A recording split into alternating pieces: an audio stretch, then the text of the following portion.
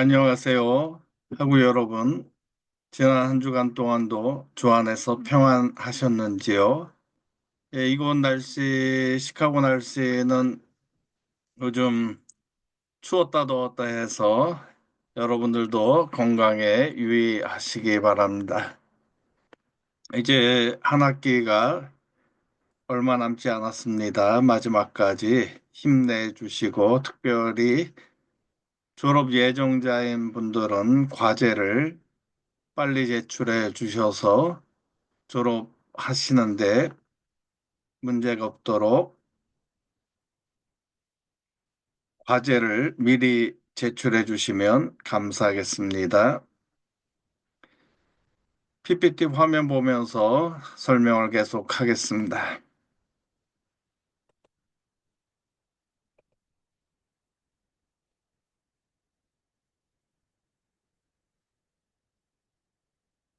오늘 우리가 다룰 주제는 인공지능과 기독교 교육입니다.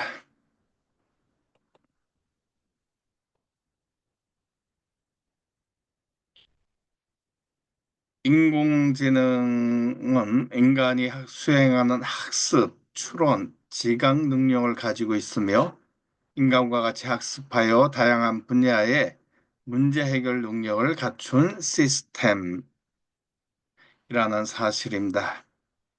그래서 인간처럼 생각하고 행동하며 이성적으로 판단하는 이 기술은 게임, 자동차, 의료 등 여러 분야에서 활용되고 있습니다. 인공지능이 인간과의 협업을 통해 많은 시너지 효과를 낼 것으로 예상이 되는데 인공지능의 개념, 종류, 다양한 응용 분야를 살펴보도록 하겠습니다.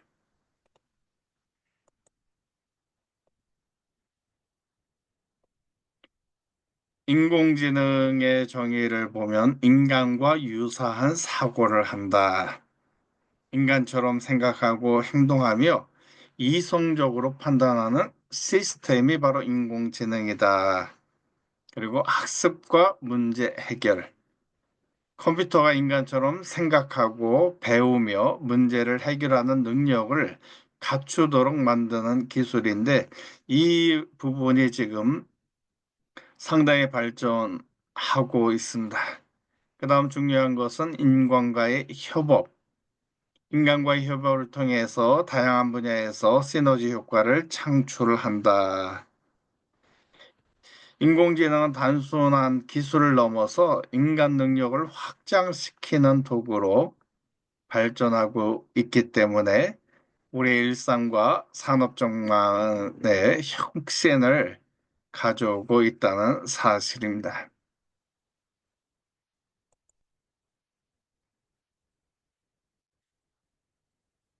인공지능이 특별히 머신러닝을 자가 학습의 힘이라고 이야기하는데 스스로 학습할 수 있는 능력을 컴퓨터에 부여하는 기술이 바로 머신러닝입니다. 그래서 데이터를 분석하고 그 안에서 스스로의 패턴을 발견하고 그 다음은 자율적 판단을 입력되지 않은 정보도 스스로 판단하는 그러한 결정을 내리게 되는 것. 이것이 바로 인공지능 발전의 핵심 기술 중에 하나가 바로 머신러닝입니다. 그 다음 또 다른 하나는 딥러닝. 인간의 뇌를 모방한 기술이라고 이야기해서 인간의 뇌에서 뉴런을 통해서 신경망을 통해서 전달하는 그 과정을 그렇게 그대로 활용해서 인공신경망 활용. 그 다음 하나의 구조가 아닌 다층 구조를 갖고 있어서 복잡한 패턴을 학습하고 복잡한 작업을 수행하기 때문에 이미지 인식, 음성 인식, 번역 등 복잡한 작업에 활용되고 실생활에 요즘 자동차 자동주행 있죠. 자동주행 이 모든 것 도로의 표시판 또 장애물들 인식해서 자동차가 자동으로 운전해서 집까지 도달하는. 그다음 요즘은 뭐 로봇 택시 이야기도 나오고 그런 여러 가지가 딥러닝을 통해서 그렇게 강화된다는 사실입니다. 그다음 얕 인공지능, 윅 AI라고 하는데 이것은 처음에 우리가 슈퍼컴퓨터라고 시작했을 때 체스 챔피언 가리 카스파로프를 꺾은 슈퍼컴퓨터 딥블루입니다.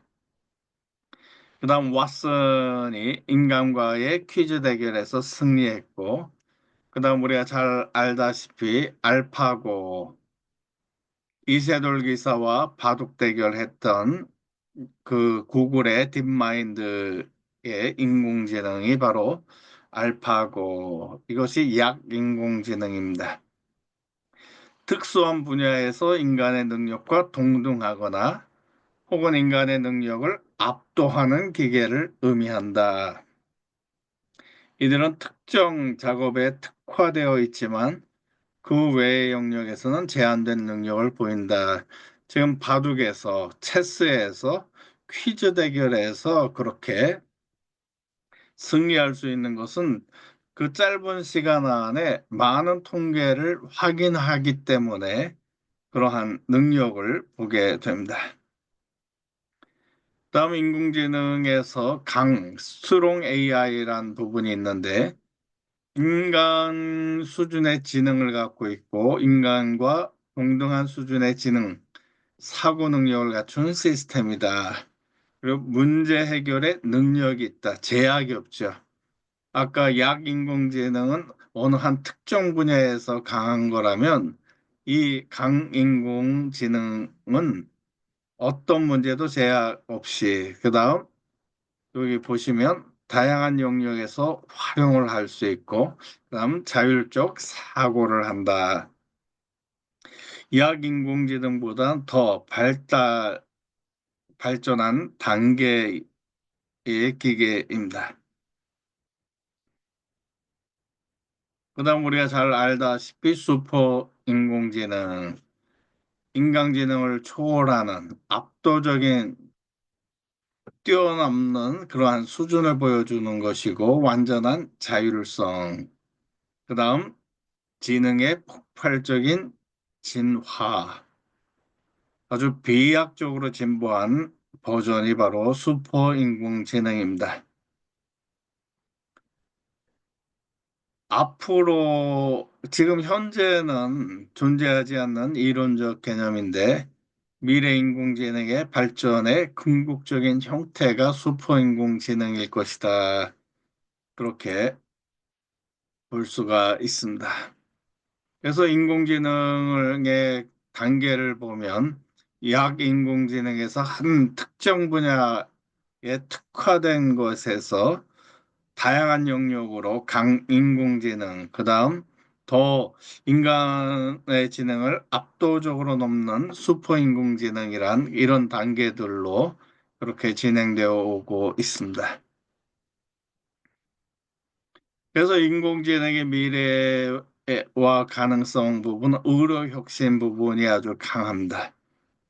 그래서 요즘 템포스 AI라는 그런 것들, 또 의료 산업에서 그전에는 실험을 하고 나서 결과를 확인했는데 인공지능을 통해서 그런 질병을 진단하고 신약 개발하는 거가 실험을 줄일 수 있다고 그렇게 이야기하고 동일한 조건을 만들어서 실험 결과를 확인할 수 있다는 것에서 우려 혁신이 되고요. 그다음 산업 자동화. 지금 테슬라 같은 경우는 이제 로봇이 공장 테슬라를 만드는 곳에 투입돼서 산업 자동화를 한다. 그다음 요즘 교통 시스템의 변화도 우리가 볼 수 있고 윤리적인 과제 부분은 지금 계속 심각한 문제를 우리가 생각해 봐야 되는데, 인공지능 발전에 따른 일자리 변화, 사생활 보호, 안정성 등 다양한 윤리적 과제도 떠오른다는 사실입니다. 그리고 특별히 여러분들이 이제 과제를 하거나 지금 제가 여러분한테 PPT를 보여주는 것도 인공지능의 결과를 처음에 발전되었을 때 한 2년 전만 해도 이런 다양성의 PPT를 만들지 못하고 그냥 제가 입력했던 그 텍스트를 갖고 분류해 주는 정도의 수준인데 요즘은 점점 더 발전하는 것 같습니다. 그래서 주제에 관련된 이미지까지 스스로 찾아서 그렇게 보여주는 그런 놀라운 일들이 지금 보여주고 있습니다. 그런데 우리가 좀 생각해 보아야 할 큰 주제는 인공지능이 기회인가 재앙인가. 챗GPT 처음 출시만 해 월간 활성화 이용자 수가 1억 명이 달성되고 저 역시도 챗GPT를 통해서 많은 것을 한번 해보고 또 많은 목회자들이 저희 동기들도 챗GPT 갖고 설교문 작성하는 것들을 많이 해봤다고 그러면서 이제 찬반 논란도 있고 여러 가지 내용들이 있는데 결론은 도움은 준다 하는 부분인데 이제 그거에 이제 나중에 나오겠지만 이제 표절의 문제도 있고 그 부분은 다음에 제가 설명하겠습니다. 그리고 학술 논문 작성, 전문적인 학술 논문을 작성할 때 많은 것, 처음에 초창기에는 오류가 좀 많았어요. 오류가 많고 잘못된 정보를 갖고 분류를 비판하지 못했던 그러한 것들이 있었는데 그 챗GPT를 강의했던 교수님 한 분은 목사님들, 교수님들 유료 챗GPT를 쓰면 좀 오류가 덜하다고 무료 쓰면 잘못된 정보가 많은데 돈을 내면 월간 사용료를 내면 좀 훨씬 좋습니다. 그런 것들. 처음에 시작했던 것들보다 요즘 딥러닝을 계속 하다 보니까 챗GPT가 어떤 때는 학생들 보고서보다 더 자세한 자료를 내면서 그렇게 보는 것도 있습니다. 그래서 학술 논문을 작성할 수 있다. 그리고 또 다른 거 보면 블로그도 만들어주고요.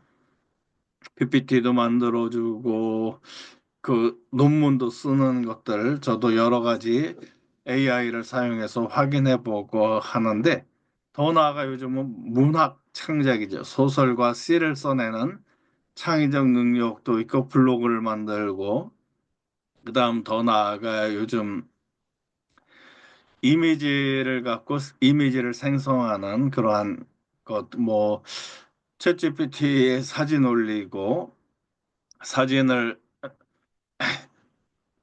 애니메이션화로 만들어줘, 뭐 더 젊게 만들어줘.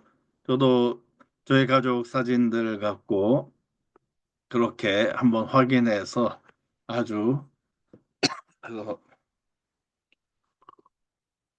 젊어진 모습으로 가족 사진을 만든 적이 있습니다.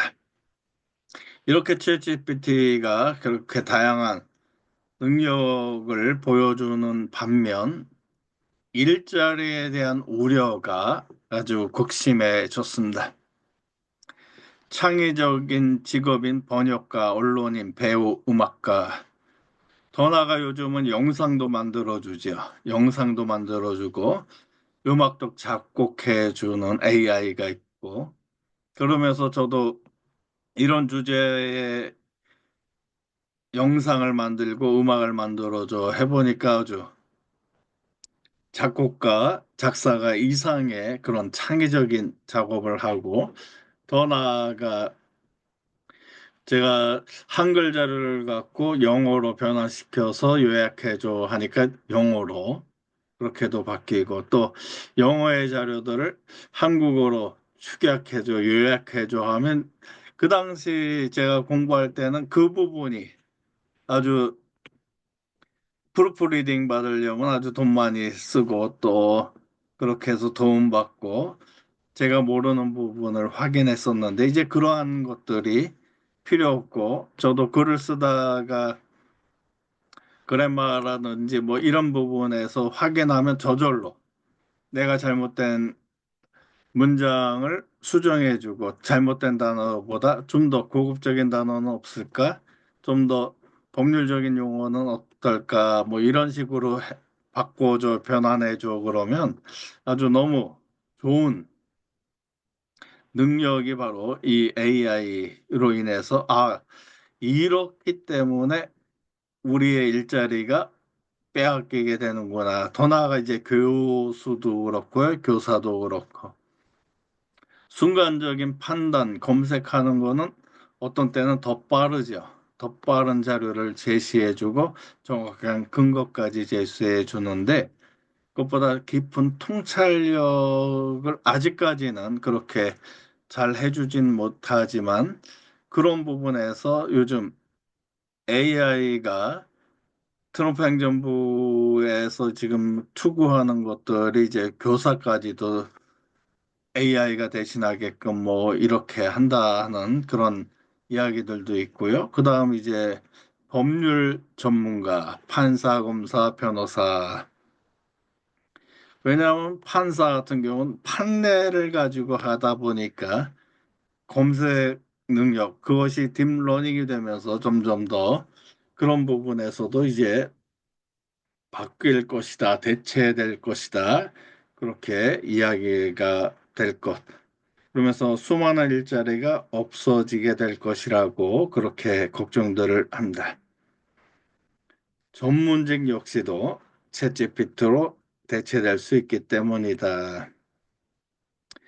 미국 외식업계에서 AI 직원 도입으로 해고 러시가 이어지고 있다 그러면서 KFC 피자헛 등을 운영하는 얌 브랜드가 AI 챗봇을 출시하면서 큰 변화가 예상된다고 그런 기사가 있었습니다.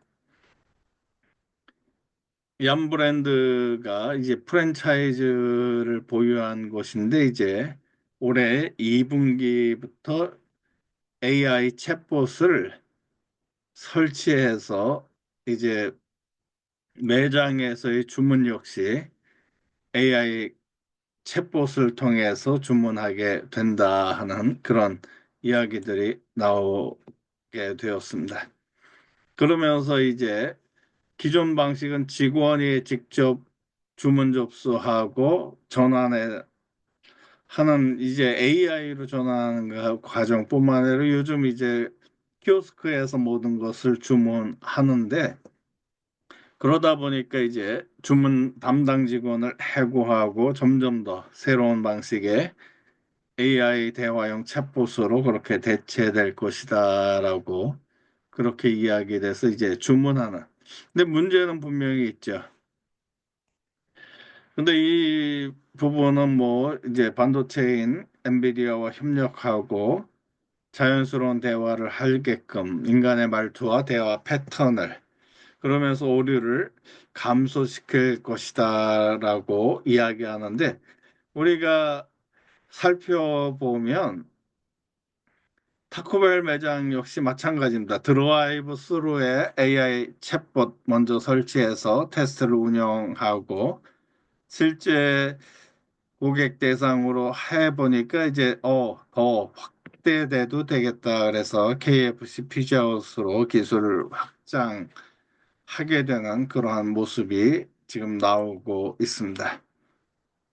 그래서 웬디스에서도 이제 AI 직원 도입을 추진 중이고 맥도날드에서 AI 드라이브 스루 주문 챗봇 도입을 이제 지역에서 시작하기 시작했고 기타 프랜차이즈에서 경쟁력 확보를 위해서 또 경비 절감을 위해서 AI 기술 도입을 검토 중에 있다는 사실입니다.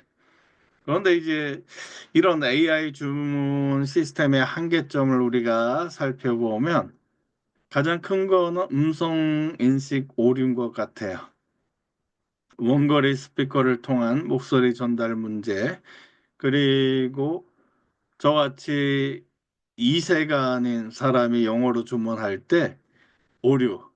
저는 그 차를 운전하면서 이제 음성으로 전화 걸어줘 뭐 이럴 때 잘 될 때도 있지만 좀 피곤하거나 신경 안 쓰고 제가 이야기하면 자동차가 알아듣지 못하는 그런 아주 난감한 상황이 발생됩니다. 발음을 아무리 해도 못 알아듣고 I don't understand 하면서 그렇게 나오는 것도 있고 그다음에 이제 그렇게 하다 보니까 주문 오역이 생기죠.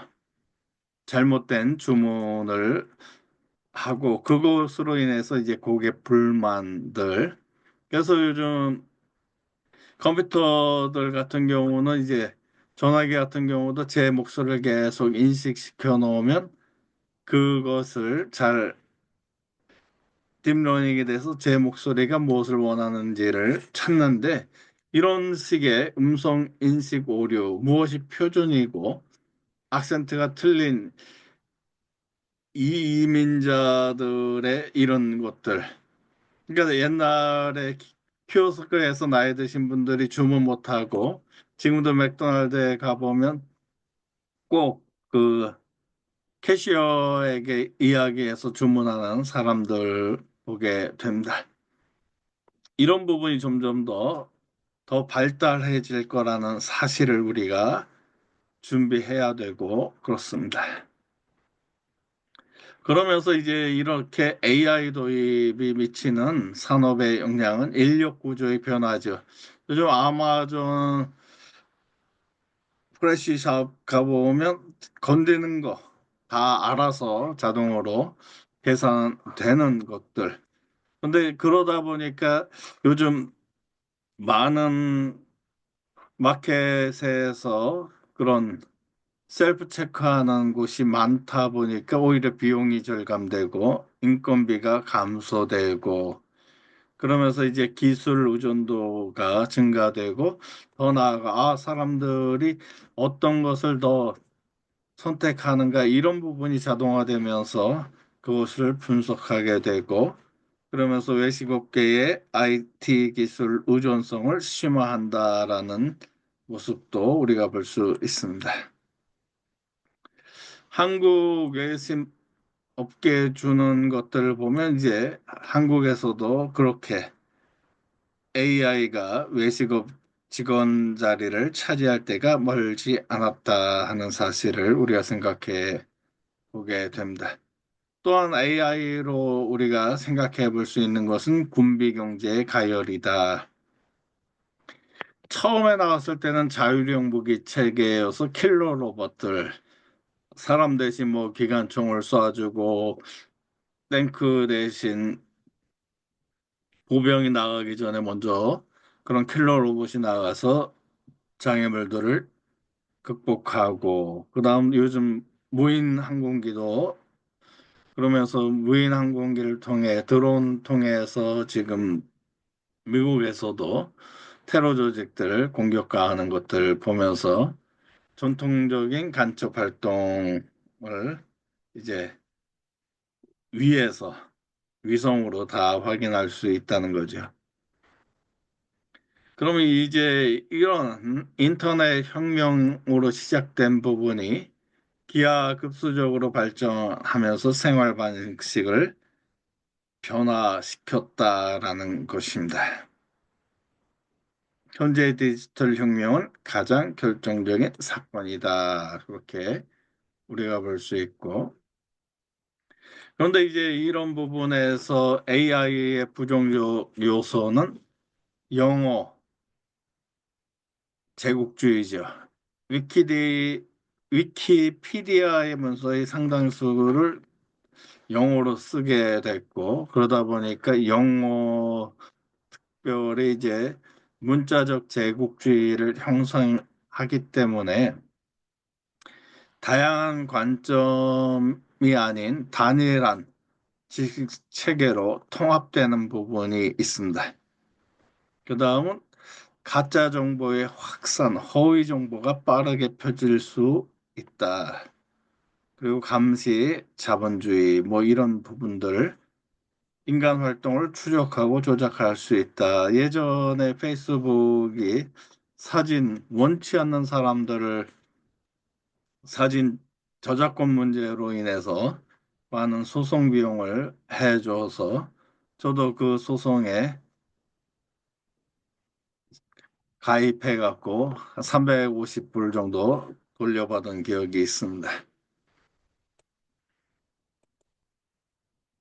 그렇다면 이러한 장단점이 있는 AI 시대에 요청되는 능력은 무엇일까? 우리가 교육을 생각할 때 AI 시대에 요청되는 능력, 간단하게 보면 질문 능력입니다.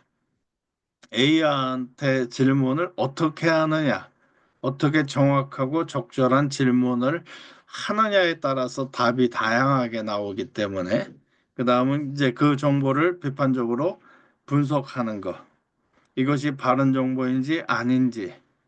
그냥 공부하지 않으면 분석할 수 없고 비판할 수 없습니다.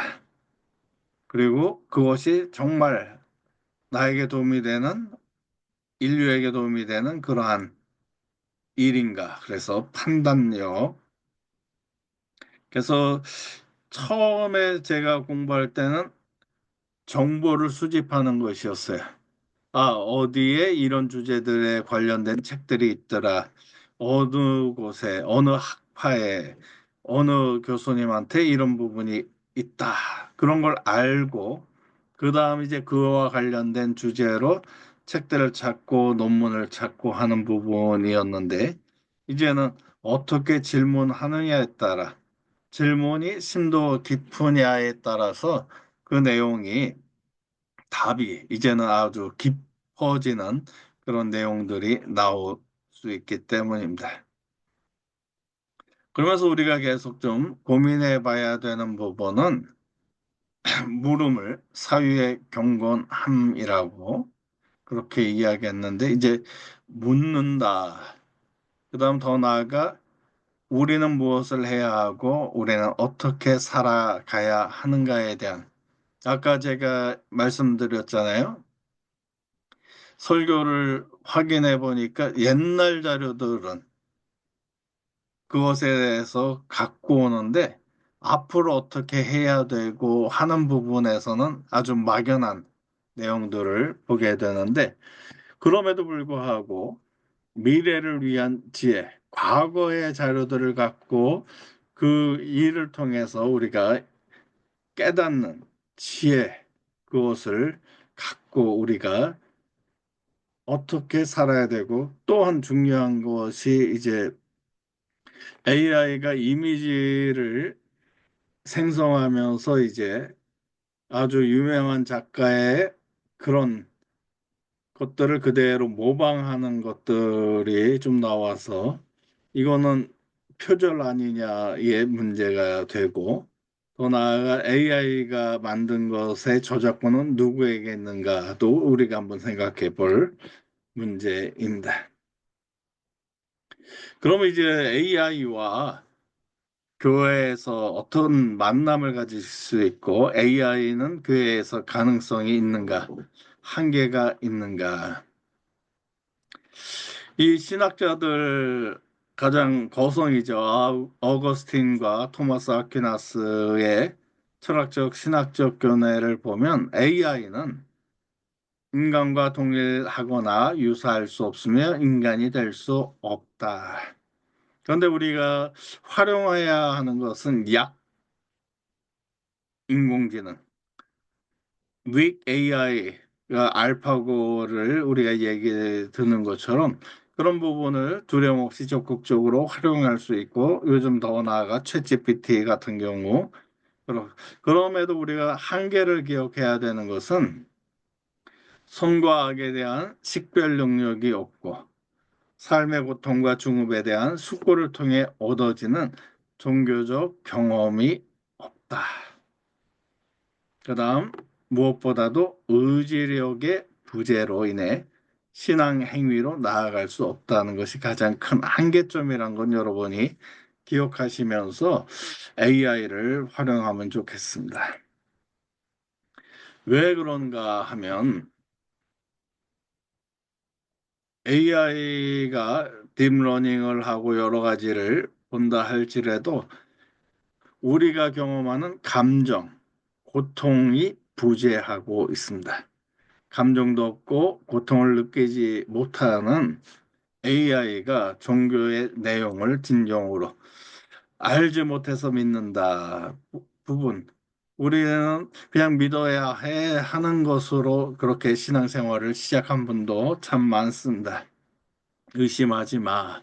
또 어떤 분들은 의심해야지만 제대로 이해할 수 있어 하는데 이런 감정과 고통을 느끼지 못하는 AI 또 그다음 구원과 메시아 개념, 죄와 죽음으로부터 우리를 구원해 주시는 메시아에 대해서 반복 학습을 시켜도 AI가 신앙인들처럼 그것을 받아들이진 못한다는 사실입니다. 이러한 그런 구체적인 그러한 단어를 제시한다 그래도 그 메시아란 개념이 나의 하나님, 나의 구원자란 개념을 AI는 이해할 수 없고 더 나아가 참 하나님이시며 참 사람이신 예수 그리스도에 관해서 학습할 때 AI는 신성과 인성이란 두 극단적 개념 간의 충돌로 딜레마에 빠질 수 있다. 그 다음 이제 마이스터 에크하르트, 십자가의 성요한 등 신비가들의 특유한 언어로 신비적 경험들을 설명한 것을 AI가 제대로 학습하기 어렵다는 사실입니다. 근데 교회법 영역에서 AI를 우리가 또 활용할 수 있는 부분은 이제 교회법이죠. 특별히 이제 여러 가지 분란이 일어나서 교회 안에 여러 가지 재판적인 민사 재판이 이루어지는 곳이 있을 때 그때 교회법의 모든 법조항과 판례들을 학습할 수 있다. 그러면서 그것에 근거해서 교회적 법적 판단을 내리는 데 활용할 수 있고 그다음 이제 일관성 확보라는 부분에서 특별히 이제 가톨릭이나 성공회에서는 고해성사란 것이 있죠. 고해성사를 하면 이런 죄를 범했을 땐 이렇게 보석하라 뭐 이런 것들이 있는데 인간적으로 판단하다 보면 어떤 사제는 이렇게 해라 또 어떤 사제는 이렇게 해라 하는 부분에서 이제 일관적인 판단을 할 수 있는 그런 부분이 생긴다는 사실입니다. 그 다음 또 우리가 AI를 어떻게 활용할 수 있는가? 성경 번역하는 거. 요즘 번역을 저도 시켜보면 예전보다 너무 잘하는 것 같아요. 어떤 좀 신학에 대해서 잘 알지 못하고 기독교에 대해서 잘 알지 못하는 번역가가 번역한 글보다 오히려 번역이 더 매끄러워진다 그러면서 저도 생각하기에 이제 곧 AI가 번역하는 시대가 오지 않을까. 그러니까 조금 어려운 문맥들은 좀 잘못 해석할 때도 있고 반대로 해석할 때도 있지만 초기에 시작했던 것보다 지금은 너무도 발전돼 있기 때문에 이제 AI 문헌 연구 부분을 전부 빅데이터화 하다 보면 이제 AI로 활용될 수 있다는 거. 그리고 요즘 한국의 역사 문헌들을 전부 요즘은 도서관에서 데이터를 볼 수 있는 그러한 것들. 교회의 역사적인 문헌들 또한 방대한 역사적 자료들을 그렇게 문헌화 작업하는 것들도 이제 정말 활용할 수가 있다는 사실입니다. 그러면서 우리가 목회자이기 때문에 이제 챗GPT 활용해서 설교문을 작성할 때 저희 동기들 역시 챗GPT를 다 알고 있다라고, 그러니까 조사에서 78%가라고 이야기했는데 저희 동기들 컴퓨터를 거의 쓰는 친구들은 다 한 번씩 경험해보고 확인해보고 실제로 경험했던 목회자가 47%다라고 이야기하고 사용 용도로는 92%가 설교 자료와 설교문 작성. 저도 이 본문으로 설교를 만들어줘라고 해보니까 너무 간단하게 나오는 거. 근데 이제 그것을 설교로 인정할 수 있는가에 큰 문제가 되고요. 그다음에 이제 설교 문안을 읽어보면 설교자의 고민이나 하나님과의 교제가 전혀 담겨져 있지 않고 믿지 않는 사람이 설교문을 대신 써주고 그 설교를 읽어주는 것으로 설교를 했다. 저희 때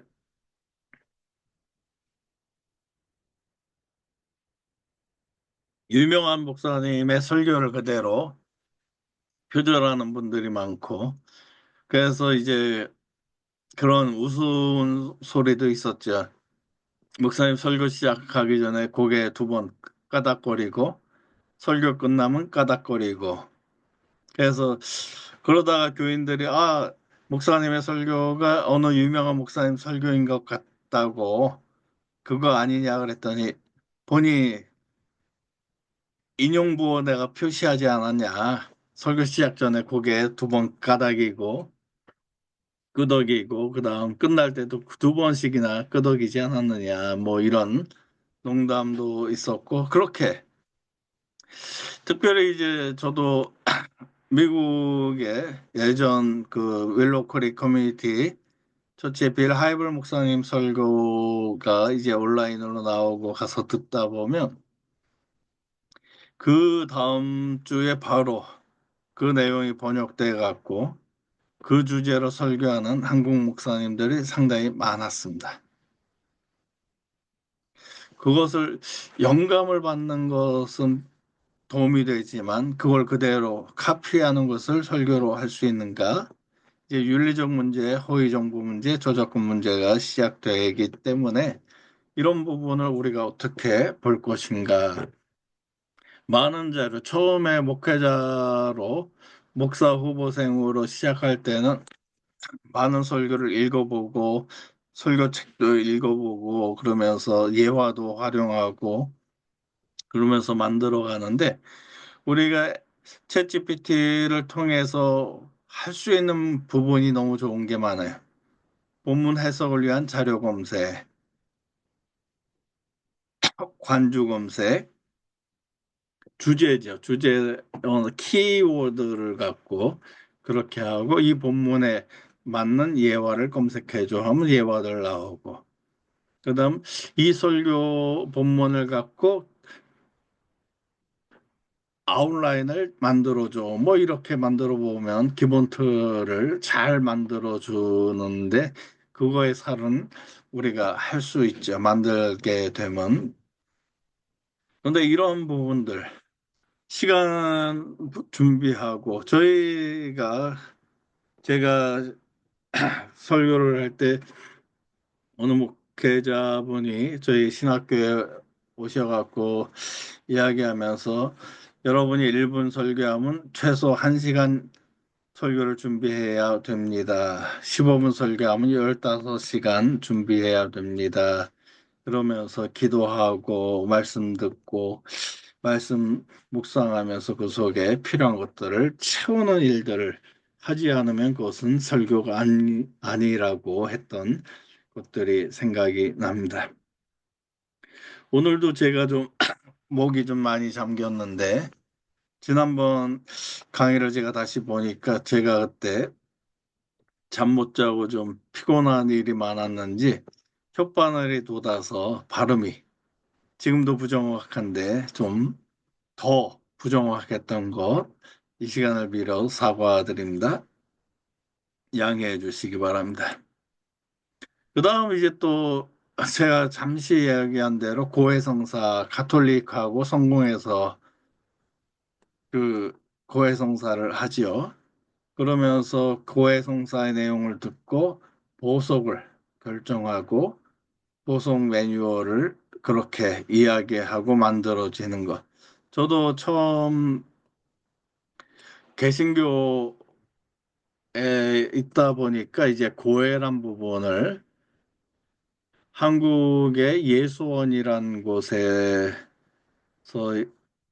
예수원에 가서 이제 그 기도원이죠. 기도원에서 생활하면서 이제 고해를 하라. 그래서 고해하는 부분을 한번 참여하고 근데 어떻게 하는지를 모르니까 저는 이제 저는 뭐뭐를 잘못했습니다. 막 그렇게 얘기하고 창피해갖고 그냥 도망 나왔는데 나중에 신부님이 저를 찾아갔고 대천도 신부님이 저를 찾아갔고 그렇게 죄만 고백하고 도망가는 게 아니라고 그러면서 이런 보석이죠.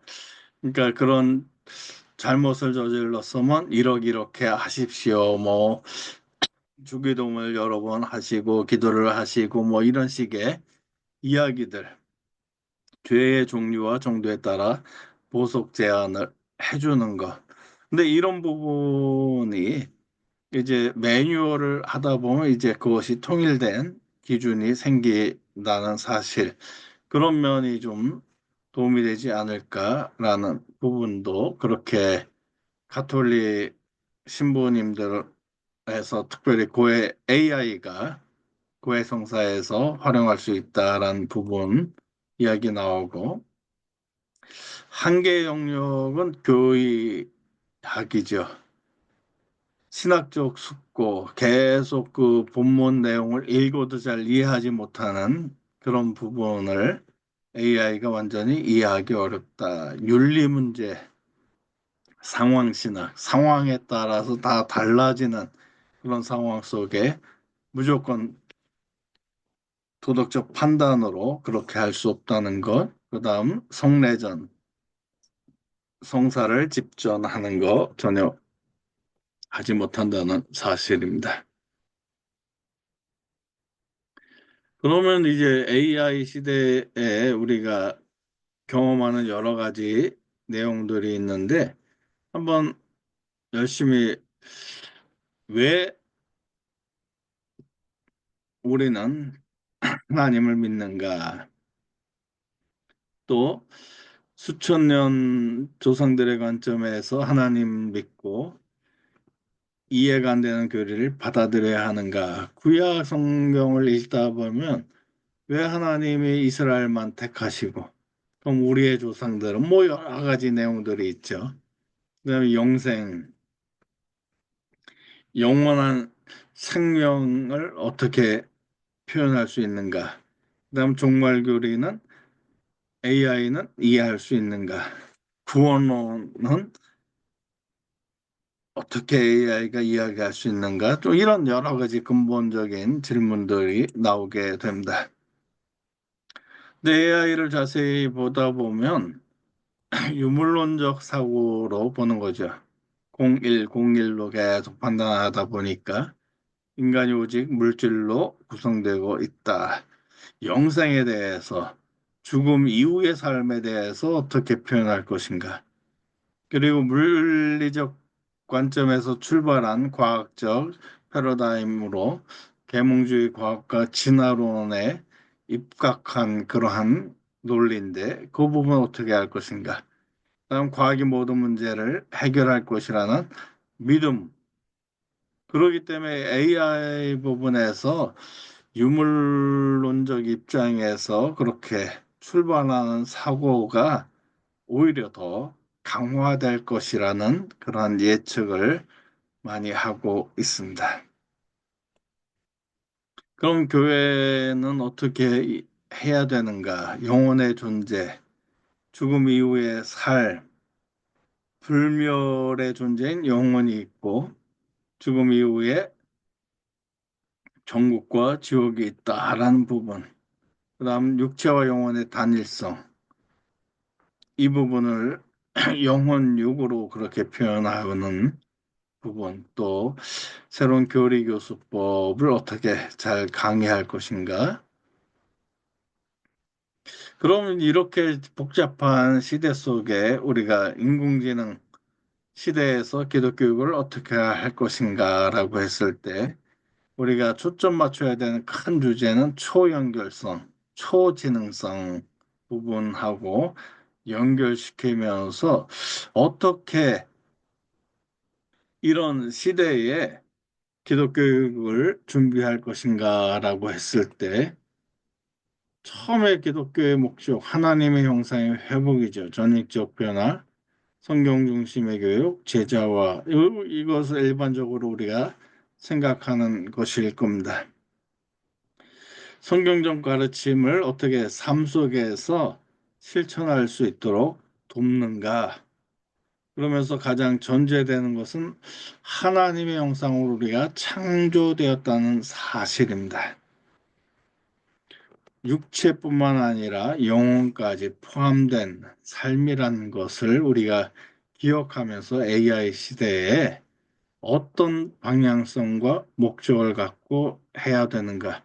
여러분이 지금 수업의 실러버스를 보면 여러 가지 지금 제4차 산업혁명서부터 시작된 이야기들을 우리가 해왔는데 그런 속에서 우리가 어떻게 접근할 것인가? 방향성과 목적은 변하지 말아야 됩니다. 그러면서 접근하는 방법, 어떻게 접근하고 그렇게 제자화를 시킬 것인가에 대해서 특별히 MZ 세대들 또 고령화된 한인들에게 어떤 식으로 우리가 접근해 가야 되는가를 우리가 생각하면서 기독교 교육을 계속 생각하면 좋겠습니다. 그러면서 이제 많은 학자들이 이야기한 것들이 AI 시대에 창의 융합적 그리스도인을 양육해야 된다. 그러면서 창의성을 이야기합니다. 다양한 지식과 정보, 문화와 세계관을 비판적으로 분석하고 성찰하여 문제를 해결하기 위한 창의적 대안을 모색할 수 있는 역량, 이 창의성이 가장 중요합니다. 그 다음 두 번째는 소통. 하나님과 이웃, 피조물과의 온전한 소통을 통해 상호 발전할 수 있는 관계 형성 능력을 하는 거고, 그다음 컨버전스, 융합이죠. 다양한 정보와 지식을 갖고 그렇게 생동력 있는 지식을 만들어내는 능력. 지금 우리가 지금 다양한 여러 가지 시대적 상황 속에서 지금 AI가 발전하고 사이버 공간이 생기는 그러한 부분을 어떤 식으로 융합해서 내가 기독교 교육을 할 것인가를 여러 번 생각하시기 바랍니다. 그다음 중요한 것은 배려, 상대방을 이해하고 공감하고 돕고자 하는 마음과 행동, 하나님의 마음을 이해하는 과정이라는 사실입니다. 그렇기 때문에 인공지능 시대의 기독교 교육은 하나님께서 허락하신 인간만이 가질 수 있는 창의성, 소통, 융합, 배려를 가진 그리스도인을 양육해야 된다는 사실을 기억하시면서 모든 부분을 어떻게 우리는 교육할 것인가, 누구에게 무엇을 가르쳐야 되는가까지 생각하시면서 이 창의성을 여러분의 페이퍼 기말보고서에서 여러분의 창의성을 좀 보고 싶고 지금 한 학기 동안 지금 14번의 강의를 저희가 계속 하고 또 우리가 중요한 교수님들 또는 목사님들의 글들 또 유튜브를 보면서 핵심을 보면서 우리의 생각을 정리하고 있는데 그 속에서 어떻게 융합하고 새로운 지식을 우리가 생동력 있는 지식을 만들어 낼 수 있는가를 생각하시면서 그렇게 기말보고서가 나왔으면 좋겠습니다. 인공지능 시대의 그 환경 변화는 장소적 개념이 아주 바뀌었죠. 학교나 교회라는 특정한 동일한 위치에 존재하는 유형의 장에서 이제 공간적 개념이 그것이 아니라 유형과 무형의 장, 사이버 공간도 있다는 사실을 우리가 깨닫게 되면서 이제 우리가 나아가는 부분은 뭐예요? 온라인과 오프라인 동시에 공존하는 공간적 개념으로 하이브리드 환경 속에 공동체적이고 개별적인 기독교 교육이 가능한 학습 환경이 생겼다는 것입니다. 오늘 우리가 온라인으로 수업하는 것도 어떤 면에서 장소적 개념을 넘어섰고요. 그 다음 이제 공간적 개념 속에서 각자의 시간과 공간이 다른 곳에서 여러분이 접속해서 제 강의를 듣고 여러분이 이제 토론하고 참여하는 부분이 되는데 이제 좀 더 그것을 어떻게 확대시키면서 하이브리드 환경.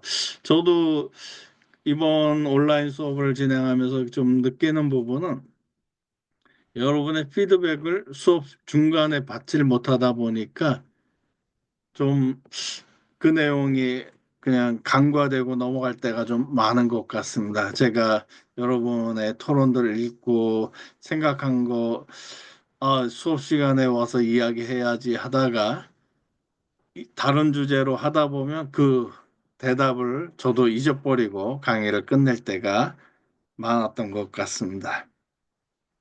그러니까 그런 상호작용 부분이 온라인 수업으로는 좀 힘들어서 저도 생각하기 제안할 것은 좀 온 오프라인이 좀 공존하는 그러한 환경이었으면 좋겠다. 그래서 제가 처음에 여러분한테 한번 제안했던 것처럼 이제 16주, 15주 중에 한 번은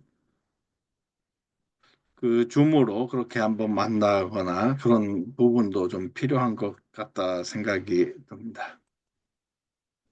그러면서 이제 메타버스와 기독교 그 시공간을 초월하는 경험들이 있죠. 다음 직접 경험 제공, 능동적 참여, 공유적 경험 제공, 뭐 이런 여러 가지 상황들 여러분 기억하시면서 한번 좀 보시면 좋겠습니다. 그리고 요즘 VR 또는 AR, XR 통해서 간접 경험에서 이제 공간적 차원의 직접적 경험.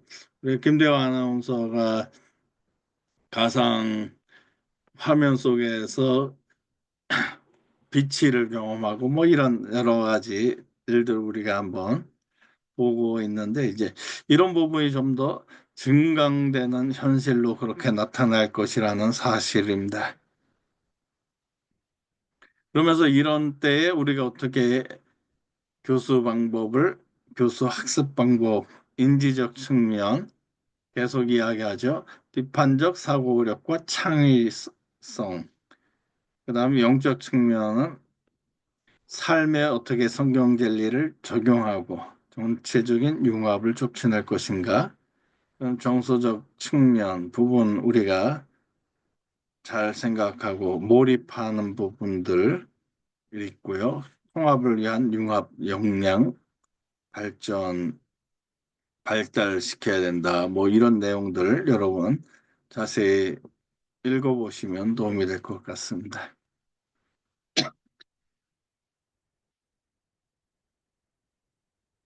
죄송합니다. 그다음 이제 에듀테크와 기독교 교육 항시적 학습 환경 언제 어디서나 학습이 가능한 상시적 교육 환경을 조성합니다. 특별히 뭐 교리 문제 가르칠 때 이런 부분을 할 수 있고 특별히 이제 학습 그다음에 입교, 세례 이런 과정들을 어떻게 만들어 나갈 것인가도 우리가 한번 생각해 보고 맞춤형 교육 과정이죠. 그래서 빅데이터와 인공지능을 활용해 개별 학습자의 수준과 성향에 맞는 맞춤형 교육을 제공한다. 지금 많은 부분에서 요즘은 앱을 통해서 많은 사람들이 동시에 퀴즈를 풀게 하면서 서로의 지식을 그렇게 확인할 수 있는 부분들이 요즘 너무 좋은 것 같습니다.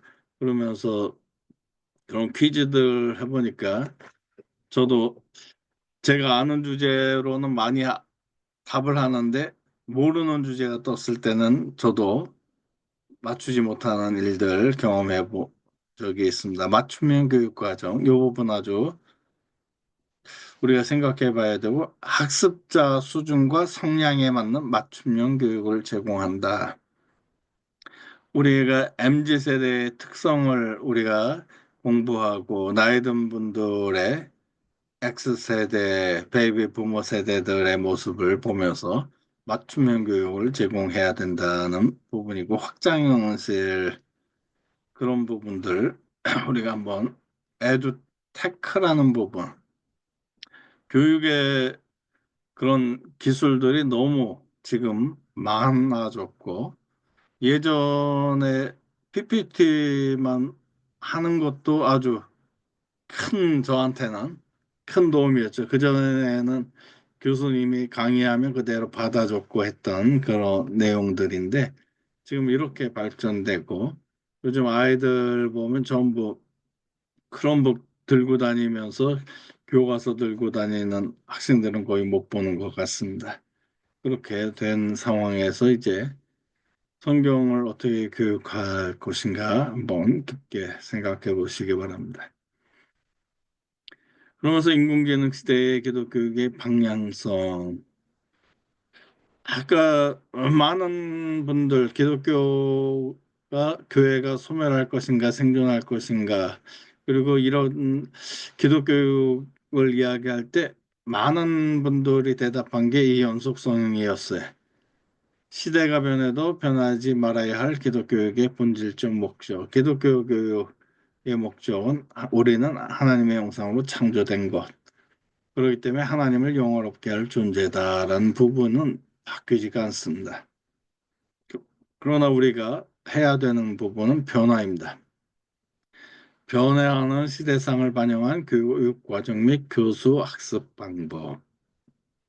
예전에 주일학교에서 교회학교에서 강의 들으면 공과 교재 하나로 모든 게 끝났었죠. 근데 요즘 점점 액티비티들이 늘어나는 그러한 부분들 또 예전에 저희 때만 해도 그 영상을 틀어주는 것만 해도 아주 좋았고 저희 자녀들도 그런 영상 보고 그렇게 큰 세대인데 요즘 더 변화가 되었다는 사실을 기억하시고 그다음 조화로운 융합 컨버전스를 어떻게 이야기할 것인가 로버트 파즈미니오가 이야기하는 부분이 바로 이 내용입니다.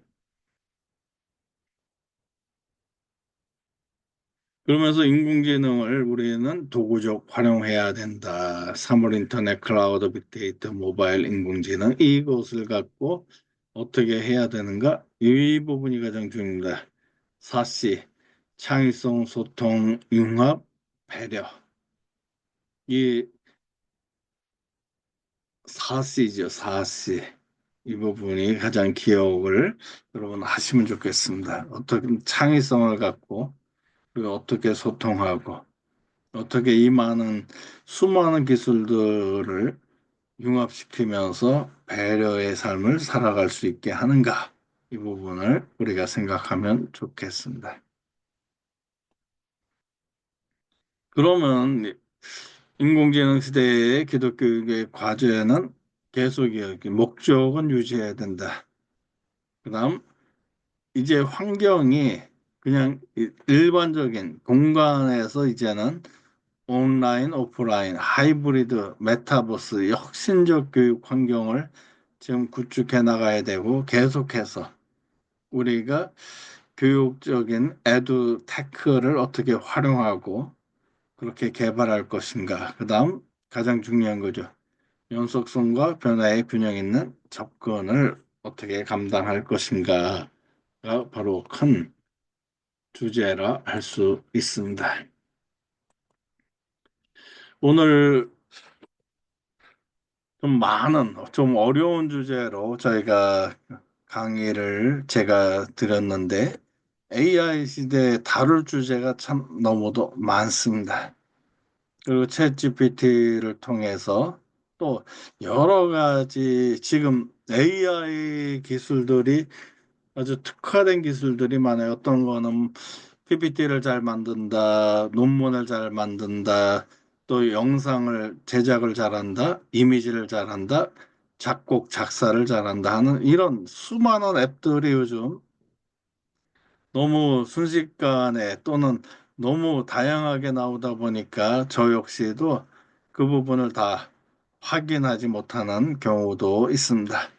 그리고 계속 쓰다 보니까 전부 유료로 사용하라고 그렇게 이야기를 하다 보니까 꼭 무료로만 사용하고 그걸로 끝나는 경우가 있습니다. 계속 제가 그 주제로 글을 쓰고 책을 쓰는 사람이라면 그렇게 유료를 사용하면서 더 확장된 기술을 사용해 볼 보지만 그렇지 않은 목사다 보니까 제가 쓸 수 있는 돈은 한정돼 있고 하다 보니까 그런 부분을 잘, 다 써보지 못해서 저의 경험을 다 이야기해 드리지는 못하는 것 같습니다. 그러나 이번 학기 지금 많은 주제로 다뤄왔던 부분을 계속 오늘 강의한 대로 기독교 교육의 연속성은 변하지 않습니다.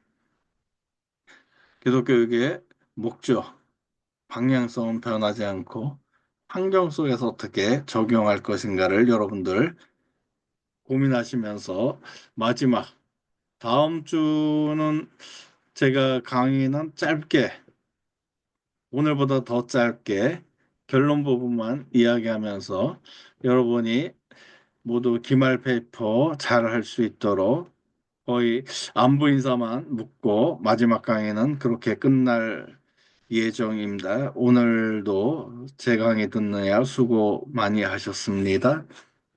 한 주간도 주안에서 승리하시며 다음 주에 뵐 때 모두 웃는 모습으로 만났으면 좋겠습니다. 다시 한번 광고합니다.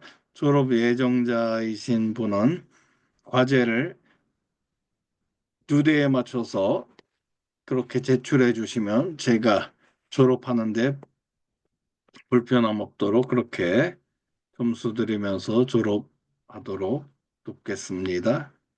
예, 그 외에 다른 분들은 그래도 듀데이를 지켜주시면서 그 페이퍼를 쓰시면 제가 또 한정된 시간 안에 점수를 내야 되고 하기 때문에 모든 학우님들의 도움이 있어야지만 한 학기를 잘 마무리할 수 있습니다.